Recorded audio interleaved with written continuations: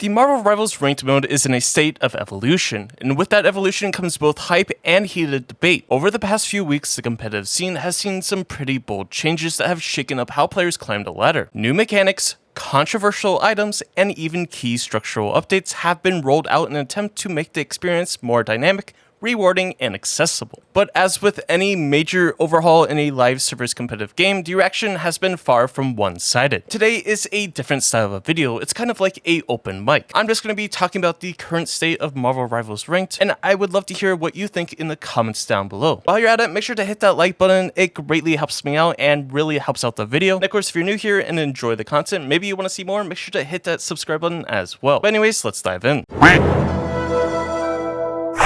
So jumping back in from the beginning of the video, on one hand, the latest features are designed to reduce player burnout, offer more tactical variety, and give newcomers a smoother entry into ranked play. On the other hand, many long-time and high-level players worry that these same features may dilute integrity of the competitive ecosystem. And the result? A community torn between appreciation for innovation and concern for balance between welcoming newcomers and preserving the skill ceiling. If you don't really understand where this is coming from where MVPs are offered more rank points than not getting an MVP, as well as the whole reset. Now, I think a major talking point to the ranked system is the Chrono Shield cards, and it's honestly one of the most talked about additions in Marvel Rivals' recent update is the introduction of the Chrono Shield cards, launched as part of the Galactica's Gift event. These unique items allow players to nullify the penalty of a loss in competitive ranked matches, essentially giving them a one-time get-out-of-jail-free card that protects against losing rank points after a defeat, and it's mainly when you're de-ranking from, say, gold to silver. Now, players can earn up to 8 Chrono Shields through gameplay with a hard cap of 20 held at any time. Now, critically, they are not available for purchase, meaning there's no way to buy a safety net and skip the grind, an intentional move by the developers to avoid a pay-to-win concern. Now, luckily, there's another important limiter, and that's only players in gold rank and below can actually use them, making the system exclusively geared towards helping lower tier players progress without the discouragement of a losing streak. Again, from my understanding and what I see a lot is that Marvel Rivals is a lot more catered to the casual side rather than the competitive side in terms of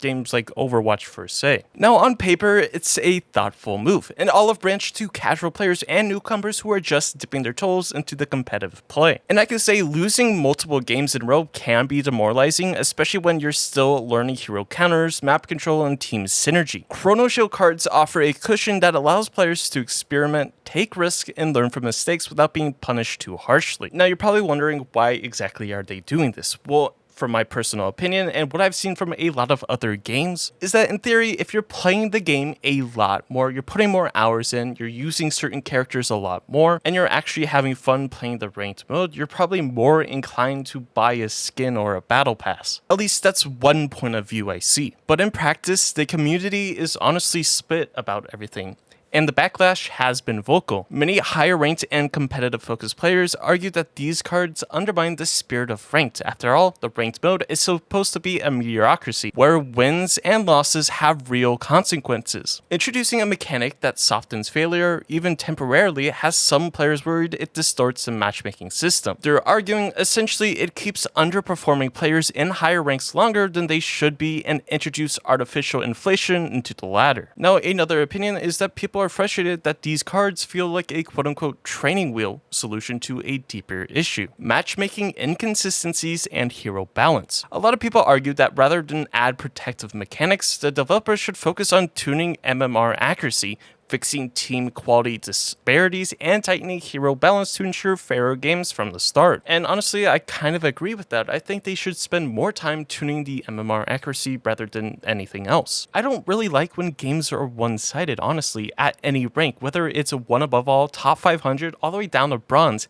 Having one-sided matches isn't fun, at least for me. When I play ranked, I want to be there to do my absolute best, and I hope that my teammates do their best as well. Then on the opposite side for my enemies, I want them to be playing at their peak as well. I like matches when you're actually fighting for the win rather than just being given a win. It's a lot more satisfying and rewarding, at least in my personal opinion, but you can let me know in the comments down below. Now, in my personal opinion, for casual players who aren't pushing for Celestial, Eternity, or One Above All, These cards reduce anxiety and create a more welcoming space in ranked play, which I think is definitely a good thing. Honestly, in my opinion, it's a classic tug of war between competitive purity and player accessibility, a debate nearly every live service game eventually confronts. And honestly, I'm generally torn between whether it's a good idea or not. I see the benefits and I see the hate from both sides. I think it's good for casual players who don't really want to grind the game that much and don't have a desire to go all the way up to top 500 or getting past gold. But in terms of people that are sitting there grinding to get out of gold and then they're met with that, someone who's safety netted,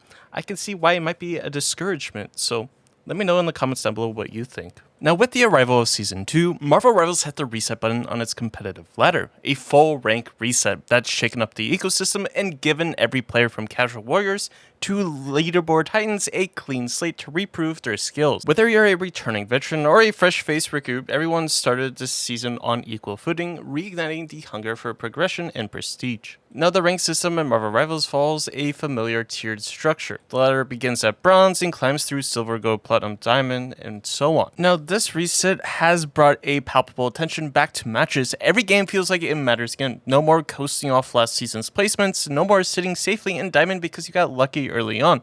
It's time to earn your spot, climb back up, and prove you belong. Basically, what I'm saying is you can no longer really climb with a negative win rate. It does seem like you're losing more when you lose, and you're winning less when you win, which is definitely a good thing, but they added a MVP system. If you MVP, you will gain more if you win. If you SVP and you lose, you're supposed to lose less. Now, in my opinion, I do like, in theory, that you gain more if you perform a lot better. I like that, sure.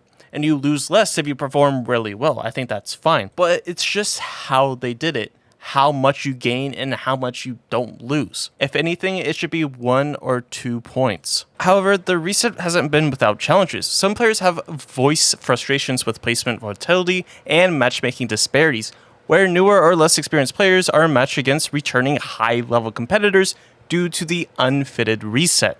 Still, the intention behind this system is clear. Level the playing field to reduce ranking stagnation and infuse each new season with a sense of urgency and competition. I do believe resets are needed, but I really would like to see them add placements. I think placements help in trying to get a better fitting or understanding of where you should be placed at the beginning of the season. Now, I'm not saying placements are perfect. You could win one match, lose the rest of your placements, and somehow you're placed, eternity or something like that. I'm just thinking that most other competitive shooter games, whether it's Overwatch, Valorant, CS, and so on, they have a placement system, and for the most part, it kinda works. But again, that's just my views and opinions on it. Now, one of these subtle but deeply impactful changes that I find in Marvel Rivals Season 2 is actually the shift in map rotation, which not only alters where the action unfolds, but also how teams approach their strategies and compositions. Now, they added the new map Chrono, which is aesthetically pleasing. It plays out a little bit interestingly because they have different portals to move around the map,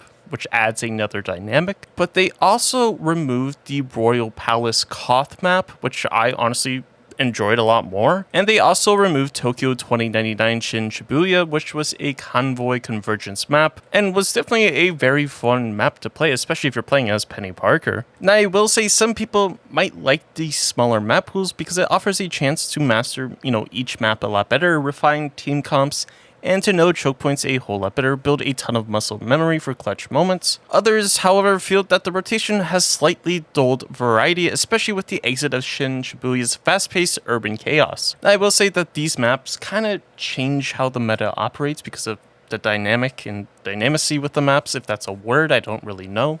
But again, this is kind of a open mic video, so let me know what you think about the map rotations in the comments down below. Now, one more, major change to the game of Marvel Rivals Competitive is the implication of pick and bans and the gold rank. Starting in Season 2, picks and bans began at gold, and they keep on progressing. Now, do I think it's a good idea for gold to have it? I think it is. I think it does deter some people from necessary smurfing. I think it does add that little bit of a factor. You could essentially ban the hard carry heroes so that you don't have to deal with them if there's a smurf on the other team. I think that's a great way to do it. Now, I will say I think it's also a good feature because they're giving people the opportunity to kind of experience that higher ranked gameplay. at the lower ranks as well, as there's, I guess, a little bit more strategy when you add the pick band system, so I think that's very beneficial. Now, I will say though, between bronze and gold, I feel like there shouldn't be bans, mainly for the fact that this is your learning experience area. You're not really trying too hard. Maybe you are, that's perfectly fine. But this is just from my standpoint. Maybe you're trying to learn a different hero, learn a different playstyle, mess around with your settings. I think all of this should be a thing until you ultimately reach plat. I think plat is where bans and picks should start, but I also think having it introduced as gold is also a good option. But of course, let me know what you think in the comments down below. But anyways, that was kind of just a quick little video about the current state of ranked. If you have any questions or comments that you would like to add, again, put them down below. I love reading all of the comments, and if you're new here, make sure to like and subscribe. Greatly helps out the channel. I hope you have a great day, and I'll catch you in the next one.